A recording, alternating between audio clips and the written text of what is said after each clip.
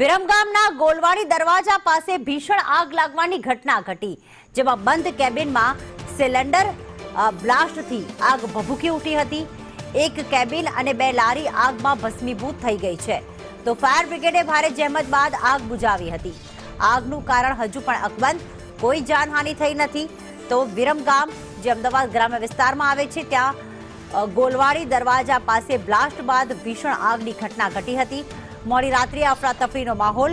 શહેરના ગોલવાડી દરવાજા પાસે અવાડા વિસ્તારમાં વીજ ટ્રાન્સફોર્મર પાસેની આ ઘટના છે કે જ્યાં બંધ કેબિનમાં સામાન્ય આગ બાદ જે ગેસનું સિલિન્ડર ત્યાં પડ્યો હતો ત્યાં બ્લાસ્ટ થયો હતો અને આગ વિકરાળ સ્વરૂપ ધારણ કર્યું હતું। પિયુષ ગજ્જર અમારી સાથે જોડાઈ ગયા છે।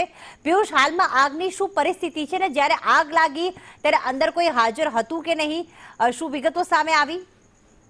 જી પ્રતિક, આપણે જણાવી દઉં કે વિરમગામ શહેરના જે ગોલવાડી દરવાજા પાસે જે બજાર આવેલું છે, જ્યાં બંધ કેબિન છે ભજીયાની, એક વેપારી જે હતો અને જે ઘણા 8 થી 10 દિવસથી જે કેબિન છે બંધ હાલતમાં હતું ને અચાનક જે વીજ ટ્રાન્સફોર્મરની પાસે કોઈ કારણસર સામાન્ય આગ લાગી હતી અને જેની અંદર જે બ્લાસ્ટ થયો હતો અને જે ગેસનો જે બોટલ હતી જેમાં બ્લાસ્ટ થતા અફરાતફરીનો માહોલ સર્જાયો હતો। ઘટનાની જાણ થતા વિરમગામ નગરપાલિકાનું ફાયર ટીમ સહિત સ્થાનિકોની ઘટનાસ્થળે પહોંચ્યા હતા અને ભારે જહેમત બાદ આગ પર કાબુ મેળવાયો હતો।